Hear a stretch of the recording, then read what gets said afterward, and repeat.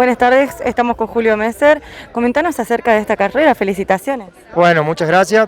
La carrera estuvo muy linda, el circuito muy bien presentado, gracias a toda la gente que trabajó en él.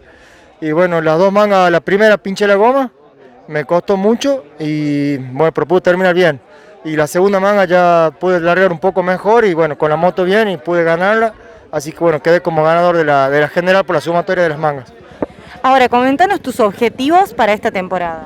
Bueno, los objetivos, la verdad que el deseo es que vuelva al campeonato argentino de motocross y bueno, seguir con el provincial, que es lo que estamos haciendo, probablemente el NOA, y el argentino motocross probablemente empiece después de mitad de año, si es que la pandemia y todo eso no nos impide empezar, pero bueno, la idea es empezar el nacional de motocross.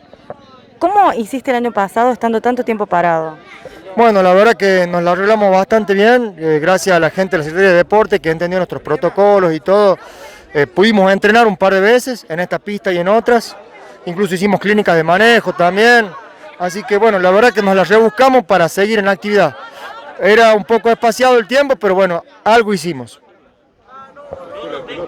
Háblanos de la escuela de pilotos. Bueno, tenemos un par de chicos en el equipo que nosotros les enseñamos, muchas veces les proporcionamos la moto y bueno, yo les trato de transmitir mi experiencia y bueno, van mejorando y cada uno o 2 meses vamos haciendo. ¿Y cómo sigue la agenda para esta temporada? Y bueno, la agenda es el campeonato del NOA que va a ser dentro de 15-20 días de motocross. Antes de eso, y de paso invitamos a todos, que el 14 y 15 de marzo va a ser el argentino de enduro acá en el Bosquecillo, así que vamos a estar con todo el equipo y bueno, y luego tratar de seguir todo el campeonato de motocross provincial. Julio, para destacar los pilotos que estuvieron hoy presentes de otras provincias.